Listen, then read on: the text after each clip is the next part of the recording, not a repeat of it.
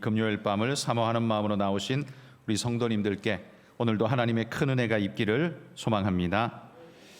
자, 오늘 에베소서 5장의 말씀에 보면 우리가 15절부터 읽었는데요, 1절부터 앞부분을 보면 바울이 에베소 교회를 향해서 무슨 말을 하고 있냐면, 세상 사람들의 그 행실과 태도가 열매 없는 일들과 은밀히 행하는 부끄러운 일들로 가득한, 한마디로 말해 죽은 행실로 살아가고 있는 그들의 모습을 지적하고 있는 내용이 5장 앞부분에 나옵니다.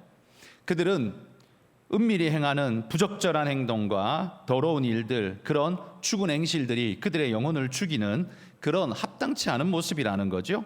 그렇게 말하면서 오늘 15절에 그런즉 너희가 어떻게 할지를 자세히 주의하여 알라라고 이렇게 권면하면서 행실의 문제를 우리에게 다루고 있습니다. 자, 5장 앞부분에 성경 한번 보십시오. 5장 3절에 한번 보시면 거기 음행과 온갖 더러운 것과 탐욕, 바울이 복음 전하는 그 시대에 에베소 땅에는, 에베소뿐만 아니라 그 헬라와 로마 모든 지역에는 음행과 온갖 더러운 것과 탐욕들이 충만한 상태에 있었다는 거죠. 그러니까 이게 보편이었다는 말입니다. 그 다음에 4절에 보면 누추함과 어리석은 말, 희롱의 말들로 그냥 서로 낄낄대며 웃지만 그 말들이 너무나 추한 모습으로 오고 가고 스스로를 더럽히는 모습들이 가득하다는 거죠. 그리고 11절에도 보면 너희는 열매 없는 어둠의 일에 참여하지 말고 이렇게 표현합니다. 그러니까 그 시대의 상황의 사람들은 전부 다 어둠의 일, 열매 없는 무익한 어둠의 일들을 서슴없이 행하면서 살아가고 있다는 거죠. 12절, 그런 일들은 말하기도 부끄러움이라. 사도 바울이 말로 표현하는 것조차 부끄러워서 말할 수도 없는 그런 일들이 그 시대를 가득 메우고 있다는 거죠. 여러분, 이 말씀 에베소서의 5장 앞부분의 말씀을 보자면 이게 오늘 우리가 살아가는 지금 우리 시대의 모습하고 다르지 않지 않습니까? 그들이 하는 것들은 늘 성적인 이야기들, 추한 것들, 이제는 부끄러움도 없고 염치도 없이 그냥 대놓고 저지르고 말하고, 아이들, 학생들에 대한 교육 감안하지 않고 이제는 그걸 아예 교육시켜버리는 끔찍한 일들이 오늘 이 시대에 우리 안에 가득하지 않습니까? 바울이 볼 때 복음 전해야 하는 대상들인 바로 이 에베소 지역뿐만 아니라 그 일대 전체가, 로마 사회 전체가 이런 어둠의 일들로 가득한 그런 존재들이었다는 거예요. 자, 그래서 그런 이들에게 바울이 오늘 15절에 보면 그런즉 너희가 라고 말하면서 이제 믿음의 사람들에게 권면하는 겁니다. 오늘 우리가 들어야 할 말씀이 바로 이것이죠. 그렇기 때문에 음행과 온갖 더러운 것과 탐욕과 누추함과 어리석고 희롱의 말들이 천지난무하는 이 더러운 세상 속에 너희는 어떻게 할 거냐라는 질문입니다. 15절에 보시면 그렇기 때문에 우리는 어떻게 해야 된다는 말입니까? 그게 15절부터 21절 오늘 본문이 쭉 하는 말인데 18절 끝에 이렇게 말하죠. 오직 성령으로 충만함을 받으라. 이런 세상을 이겨낼 수 있는 방법은요, 내 안에, 우리 안에 성령의 충만함을 입는 것 외에는 방법이 없다라는 겁니다. 요렇게 하지 말고 저렇게 해 라고 말하는 건 하나의 이야기일 뿐이기 때문에 이 저변에 깔려있는 이 더럽고 추악한 죄에 물들어버린 완전한 이 음행의 문화, 더러운 문화, 사기와 거짓의 문화, 이런 수치스러운 문화를 자랑스럽게 여기면서 이것으로 먹고 살려고 덤비는 자들이 많은 이런 문화 속에서는요, 우리는 어떻게 살아남을 수 있냐? 요거하지 말고 요렇게 하면 되냐? 그걸로는 불가능하다는 거예요. 그러면 요렇게 말하지 말고 요렇게 말하면 되냐? 그걸로는 불가능하다는 거예요. 답이 뭐냐 하면 성령으로 충만함을 받아야만 이 모든 것들에 우리가 넉넉히 이겨낼 수 있다는 거예요. 성령이요, 내 안에 물처럼 흘러내리고 모든 곳곳을 가득 채울 수 있게 하라는 거예요. 여러분, 성령의 충만은 도대체 어떤 걸까요? 뭘 어떻게 하면 성령의 충만일까요? 옛날에 제가 어릴 때 들었던 예화입니다만, 일제시대에 예수 믿는다고, 신사참배하지 않고 예수 믿는다고 잡아와서 심하게 매질하면서 때릴 때마다 이 신앙인이 입에서 주여 주여 외치며 예수님 이름을 부르는 겁니다. 그러니까 열받으니까 더 때리겠죠. 더 때리고 모질게 때려도 계속해서 그거밖에 안 나오니까 너는 어떻게 이렇게 심한 매질을 때려도 예수밖에 모르냐고. 그러니까 그 사람이 이런 말을 했다고 하죠. 너는 콩자루에 콩이 가득 들어있는데 어디를 찌른들 콩이 나오지 뭐가 나오겠냐. 콩자루에 콩이 가득하면 위에를 찔러도 찢어진 구멍으로 콩이 나오고 밑에를 찔러도 찢어진 구멍으로 콩이 나오지 뭐가 나오겠냐라는 거예요. 자기 안에 예수로 충만하기 때문에 네가 매를 어떻게 때려도 어디를 때려도 나에게서 나오는 건 예수밖에 없다라는 거죠. 여러분, 이게 바로 성령의 충만인 겁니다. 예수님이 내 안에 가득하기 때문에 어디를 찔러도 나오는 게 예수님밖에 없는 그런 상태, 이게 성령의 충만이라는 말입니다. 여러분, 우리 성도님들이 그러할 수 있기를 소망합니다. 사람이 어떻게 그렇게 살아? 어떻게 예수만 알고 살아? 다른 것도 알아야지. 여기 성령의 충만이란 건 다른 걸 몰라라는 말이 아니라 모든 생각과 판단과 결정과 모든 것의 기준이, 근원이 예수님이 되게 하라는 겁니다. 그래서 어떤 일이 주어질 때, 부딪힐 때, 생각하게 될 때 그것이 전부 다 돈이 되나? 나한테 유익이 되나? 뭐가 재밌나? 이게 아니라 하나님이 기뻐하시나? 예수님께 합당하냐? 이게 먼저 생각나는 사람, 이게 성령 충만한 사람이에요. 내가 뭘 말을 할 때 재미로 하는 게 아니라 이건 하나님이 기뻐하지 않는 말이지. 그러면 입을 닫는 사람, 이렇게 말을 해야지. 예수님이라면 어떻게 말씀하실까? 이렇게 말씀하실 것 같아. 그러면 나도 그렇게 말해야지 라고 기준을 세울 수 있는 사람, 그렇게 행동하는 사람, 그게 바로 성령 충만한 사람이라요. 그 비유를 기억하십시오. 콩자루 콩 가득한데 어디를 찔러도, 위를 찔러도, 중간을 찔러도, 밑에를 찔러도 콩밖에 나오는 게 없다. 그게 성령 충만이라면, 내가 주 안에 충만하다면 내 머리를 때려도, 내 엉덩이를 때려도, 내 다리를 걸어 넘어뜨려도, 내 입술을 찢어도 내게서 나오는 건 예수밖에 없다. 여러분, 이게 성령 충만함이라는 사실을 믿으시기를 바랍니다. 그래서 여러분, 모든 순간에 생각이나 말에나 행동이나 계획이나 모든 것에 예수님을 중심으로, 신앙을 중심으로 생각할 수 있는 사람, 그게 바로 성령 충만이라는 말이에요. 성령 충만은 구체적으로 딱 잘라서 뭐다 말하기가 쉽지 않습니다. 그래서 사도 바울이 오늘 본문에서 성령 충만하면 나타나는 증상들을 우리에게 이야기를 해주고 있습니다. 한번 살펴봅시다. 16절에 보면 이렇게 말하죠. 세월을 아끼라, 때가 악하니라. 성령 충만하면 어떻게 할까요? 때가 악한 줄 알고 세월을 아끼는 자가 된다는 말입니다. 세월이 악한 게 어떤 겁니까? 이 시대가 사악하고 엉뚱한 길로 가는 걸 판단하고 알기에 이 시대 그런 것 따라가며 노닥거리다가 죄악 일삼다가 돈 된다고 거기 쫓아다니다가 인생 낭비하지 않고 내게 주어진, 하나님이 내게 주신 인생의 삶, 시간마다 의미 있고 알찬 삶으로 살겠습니다. 여러분, 이게 성령 충만한 자의 나타나는 모습이라는 거예요. 반대로 성령 충만하지 않으면 어떻게 산다고요? 시간을 줄줄줄줄 허비하면서 세상처럼 살면서도 자기가 그렇게 이게 잘못된 걸 몰라요. 그리고 어떻게 말해요? 나 주일날 교회 갔다 왔는데, 이렇게 말해요.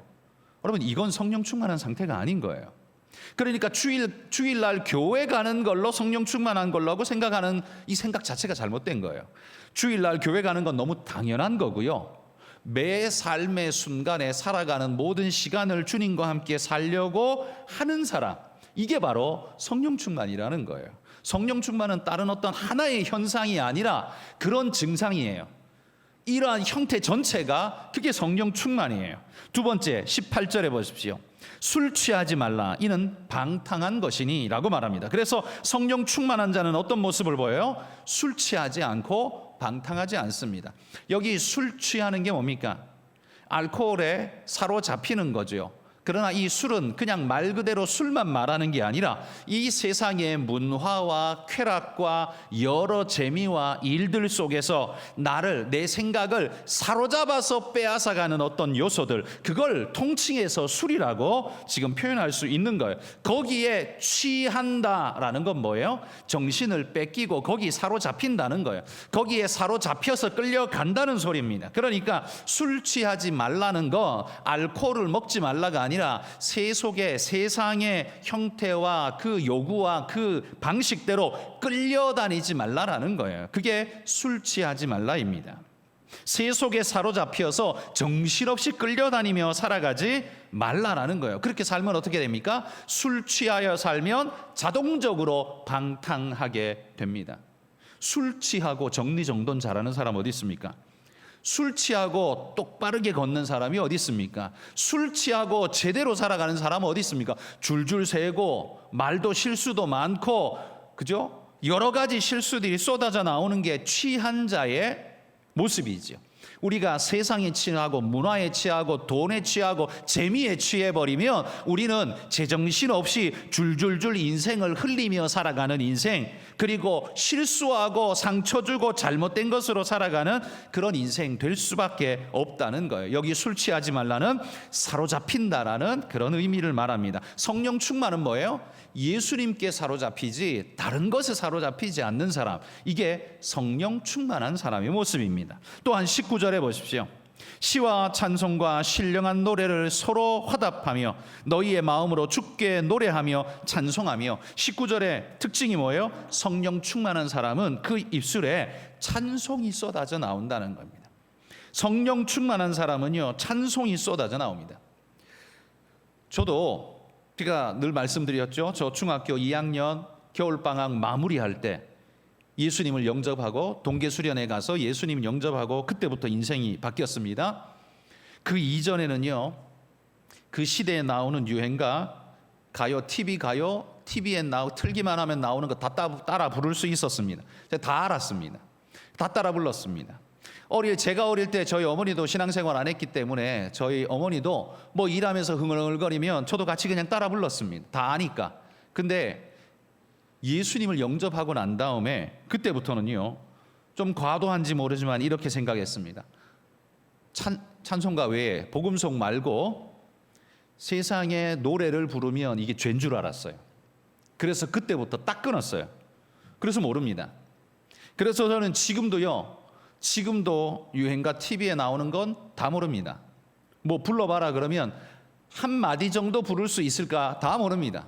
뭐 따라 불러본 적도 없고 그거 배워보려고 생각한 적도 없고, 제 입에서 나오는, 제 나이 15살 이후로 나오는 내 입에서 나오는 노랫가락은 전부 복음성, 찬송가, 복음성밖에 없었지 유행가를 거의 불러본 일이 별로 거의 없습니다. 내가 아는 거는요, 제가 중학교 2학년 이전에 알았던 그 노래, 뭐 그런 거나 좀 알지 요즘 거는 진짜 잘 모릅니다. 들어봤어는 할 수 있지만 따라 부르지는 못합니다. 이렇게 되라고 제가 말씀드리는 건 아닙니다. 이렇게 될 수 있으면 하시면 좋습니다. 그런데 이렇게 해야만 한다라고 말하는 건 아니에요. 여러분, 유행가 불러도 괜찮습니다. 왜냐하면 그 노래가 뭡니까? 그게 인생의 감정을 곡조에 붙여서 불러놓은 인생의 자기 시입니다. 그러니까 그걸 굳이 나쁘게 생각할 필요는 전혀 없습니다. 그런데 여러분, 그 노랫가락에 늘 끌려다니다가 하나님을 찬양하는 노랫가락이 내 입에서 나오지 않는다면 그건 잘못된 것 아니겠습니까?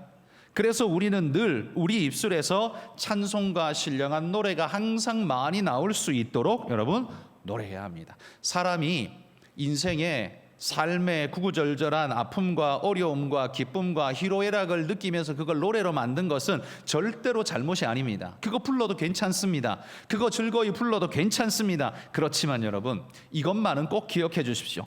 내가 노래 부르지만 내가 부른 그 노래가 내 귀에 들려지면서 그 노래가 나를 만들어 간다는 것도 꼭 기억하셔야 됩니다. 그렇다면 여러분, 내가 유행가를 계속 부르면 내가 부른 유행가가 내 귀로 들어와서 나를 세상 유행에 적게 만들지만, 내 입으로 찬송을 부르면 그 찬송이 내 귀로 들어와서 나로 찬송의 삶을 살게 한다는 사실을 기억하시라는 말입니다. 이렇게 해야만 돼 라고 말하는 게 아니라 여러분의 입술에서 나오는 찬송이 여러분을 만들어 간다는 중요한 사실을 잊지 마십시오. 내가 노래하지만 노래가 나를 만든다는 것도 절대 잊어버려도 안 돼요. 그래서 여러분, 세상에 부르는 노래라고 해서 다 그냥 막 불러 제끼면 안 좋습니다. 몇 년 전에 그 영국의 락밴드 이름 뭔지 잃어버렸는데 영화로 나온 거 있었잖아요. 그 이름 뭐였죠? 이름 잊어버렸는데 거기 노래 가사 보니까 하여튼 엄마한테 부르는 노래가 있더라고요. 엄마 내가 사람 죽였어요. 뭐 이런 이야기 노래가락이 그런 거였어요. 근데 노래 곡조는 되게 좋아가지고 사람들이 다 따라 부르고 다 미친 듯이 좋아했어요. 우리 교회 어떤 집사님도 그걸 4번 봤다나? 영화관에 가서 그걸 4번 봤다나 그래요. 노래는 되게 좋아 보이거든요. 근데 노래 가사는 엄마 나 사람 죽였어요. 그리고 뭐 그걸 풀어내는 이야기예요. 그러니까 이거 좋아해야 되나?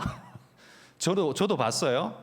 저도 보긴 봤는데 봐놓고도 되게 찜찜한 거예요. 이걸 좋아해야 되나? 사람 죽였어요. 그걸 노래가락으로 만들어가지고 어쩌고 저쩌고 하는 게 이걸 어떻게 좋아해야 되지?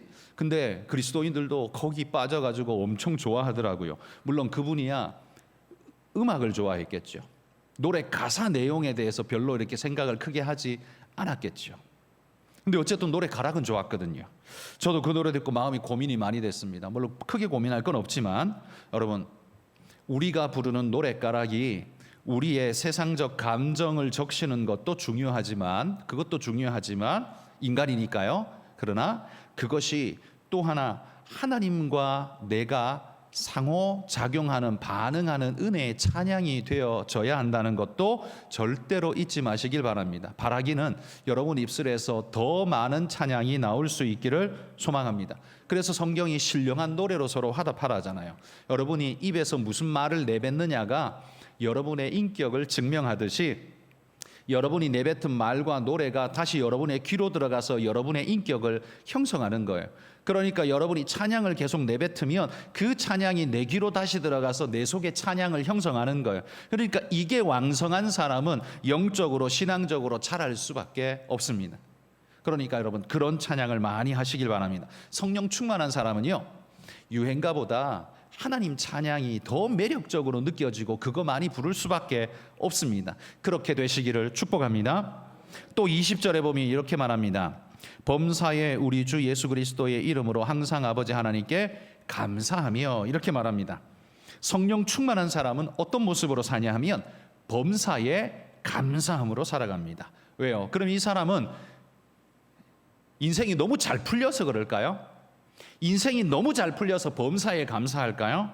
그게 아닙니다. 성경이 말하는 범사에 감사는 인생이 잘 풀려서가 아니라 하나님이 잘 풀어주실 것을 믿기 때문입니다. 이건 지금 내가 잘 풀렸던 안 풀렸던 상관없는 이야기입니다. 내 인생이 지금 하이웨이를 달리든 아니면 돌짝바퀴를 가든 그건 상관없는 일이에요. 단지 상관 있는 건 뭐예요? 내 삶을 반드시 승리로 이끌어 가실 하나님이 내게 역사하고 계시고 오늘도 나와 함께 하신다는 걸 믿기 때문에 그걸 감사하는 거예요.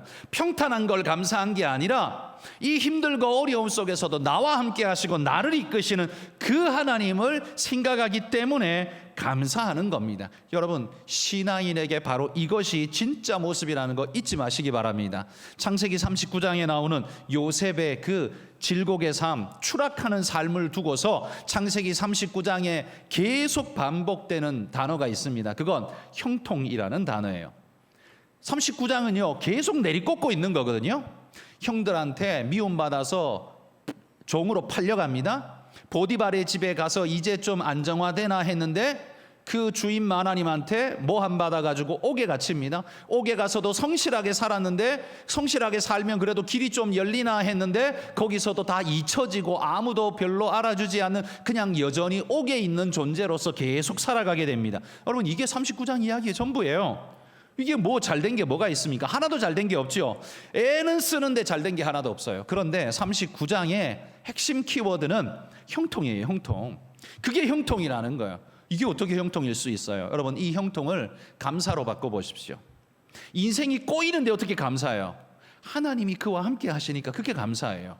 하나님이 이런 내 현실의 삶에도 불구하고 역사하고 계시고 반드시 나를 이끌어 가실 거라는 믿음이 있으면 그걸 감사하는 거예요. 여러분, 우리의 형편을 두고서 감사하는 게 아니라, 그리스도인은 성령 충만한 사람은 형편을 두고서 감사한 게 아니라 어떤 형편에서고 하나님의 함께하심, 임재하심, 역사하심을 믿기 때문에 감사하는 사람. 여러분, 이게 그리스도인의 감사라는 걸 꼭 믿으시길 바랍니다. 여러분, 이게 그리스도인의 감사라면 범사에 감사하는 게 가능하겠죠. 그렇죠? 잘 풀릴 수도 있고 안 풀릴 수도 있고 돈을 벌 수도 있고 돈을 잃을 수도 있지만 건강할 때도 있고 질병에 고통스러울 때도 있지만 그러나 그 모든 순간에 변함이 없는 건 뭐예요? 하나님이 절대로 나를 놓지 않으신다는 사실이 변함이 없잖아요. 그리고 하나님이 내가 너를 구원하리라 약속한 그 약속이 절대로 변함없잖아요.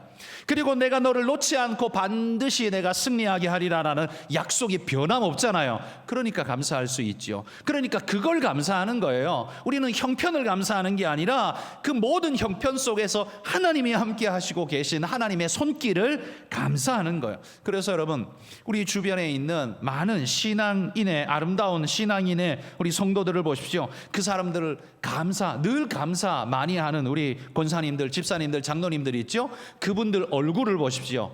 어때요? 밝습니다. 그죠? 얼굴이 밝아요. 감사 많이 하는 사람의 특징은 얼굴이 밝아요. 찡그러지지 않습니다. 밝을 수밖에 없어요. 왜? 감사하니까. 오늘 어려운 중에도 하나님이 이길 것을, 그리고 내가 먹을 것을, 그리고 나로 승리하게 할 것을 믿기 때문에 그래도 얼굴이 밝습니다. 어려운 중에도 밝아요. 그리고 그분들은 친절합니다. 보통 보면 친절합니다. 왜? 하나님이 나와 함께 하심을 알기 때문에 내가 누구에게도 친절을 베풀어야 한다는 거, 그게 마땅하다는 걸 너무 잘 압니다. 그래서 성령 충만함으로 입에 감사를 달고 사람들은 보면 얼굴이 밝고요, 친절합니다. 좋은 인상을 항상 줍니다. 그래서 그 사람 옆에는 가면 마음이 편안하고 뭔가 위로가 되는 것 같습니다. 여러분, 이게 성령 충만한 사람이에요. 여러분, 우리도 이렇게 범사에 감사한 성령 충만한 분들이 되시기를 소망합니다. 마지막으로 21절에 보십시오. 성령 충만하면 어떤 증상, 어떤 모습이 나타나느냐? 그리스도를 경외함으로 피차 복종하라. 피차 복종하는 현상이 나타난대요. 피차 복종이 뭡니까? 이게 복종이라는 단어가 우리에게 굉장히 거슬리기 때문에 성경이 쓰는 유화된 단어로 쓰자면 이거 저는 이렇게 바꾸고 싶습니다. 서로 피차 복종하라가 아니라 서로 섬기라. 서로 섬겨주라. 여러분, 이게 피차 복종하는 것 아닙니까? 근데 왜 섬겨줘야 합니까? 저 사람이 수고비 주니까? 아니에요. 수고비 주니까가 아니라 그리스도를 경외함으로, 하나님이 나를 사랑하시고 하나님이 내게 부으신 은혜가 감격스럽기 때문에 1만 달란트 탕감받은 자의 마음으로 서로를 바라보면서 꿀뚝뚝 떨어지는 눈으로 서로 바라보면서 행할 수 있는, 그게 바로 그리스도인의 모습이라는 거예요. 성령 충만하면 이렇게 됩니다. 성령 충만하지 않으면 어떻게 될까요? 반대로 가보십시오. 서로 섬기는 게 아니라 쥐어뜯고 자기가 얻으려고 난리를 칠 겁니다. 범사에 감사하는 게 아니라 범사에 불평할 겁니다. 찬송이 입에 가득한 게 아니라 맨날 쌍욕이 입에 가득할 겁니다. 술 취하고 방탕하고 맨날 끌려다닐 겁니다. 세상에 맨날 끌려다닐 겁니다. 때가 악한 줄도 모르고 세월에 휩쓸려 살아가게 될 겁니다. 이게 성령 충만하지 못하면 나타나는 현상이라는 거예요. 교회 다니면 나타나는 현상이 아니라, 교회 다니면 나타나지 않는, 그게 아니라 교회 다니는 걸 넘어서야 돼요. 제가 늘 강조하듯이 성령 충만하시기를 축복합니다. 여러분, 성령 충만이 뭡니까? 뭔지 몰라도 오늘 바울이 우리에게 말해주는 것처럼 이런 5가지의 증상이 우리에게 나타난다면 그게 바로 성령 충만한 거예요. 여러분, 이걸 사모하시기를 축복합니다. 오늘도 이 밤에 여러분 나오셔서 기도하는 기도의 제목이 성령 충만이 되시기를 소망합니다. 성령 충만은 입으로 방언 샬라샬라샬라 하고 그냥 기도 한번 했다 그러면 2시간씩 하고 그게 성령 충만의 대표 모습은 아닙니다. 그렇게 하면 좋지만 그게 대표 모습은 아니에요. 그게 안 된다고 성령 충만하지 않은 게 절대로 아니에요. 방언 한마디도 못해도 성령 충만할 수 있어요. 저는 확신합니다. 방언 한마디도 못해도 성령 충만할 수 있어요. 참고로 저는 방언합니다. 저는 중학교 때 방언 받았고 쭉 했습니다. 지금 별로 필요 없어서 하지 않을 뿐이지. 여러분, 성령 충만하고 방언하고는 별로 상관없습니다. 예전에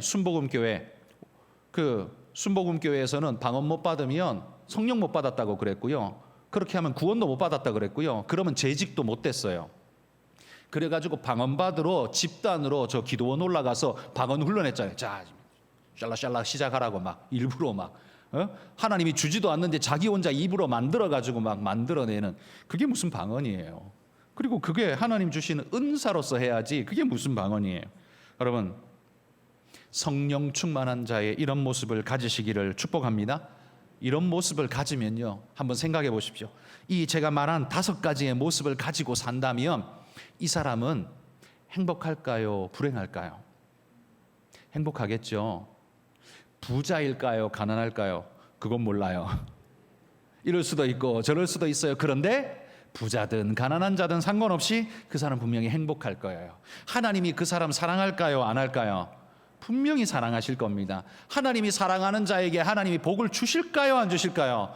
줄 수밖에 없을 겁니다. 그러니 이런 사람의 인생이 잘 될까요? 못 될까요? 잘 될 수밖에 없을 겁니다. 그러니 여러분, 잘 되기 위해서 하는 게 아니라 성령 충만 일단 받아보십시오. 일단 성령 충만 받아서 옆구리에 누가 칼 푹푹 찔러대면 그냥 예수가 나오고 성령의 은혜가 나오면 그게 진짜 성령 충만한 거예요. 내 입에서 노래가 나오면 이 틀기만 하면 찬송가가 나와요. 복음송이 나와요. 그게 성령 충만한 겁니다. 여러분, 그렇게 믿으시고 늘 이 5가지의 은혜가 우리 안에 흘러내릴 수 있도록 늘 하나님 앞에 그렇게 훈련되고 예비되고 기도하는 분들이 되시기를 주의 이름으로 축복합니다.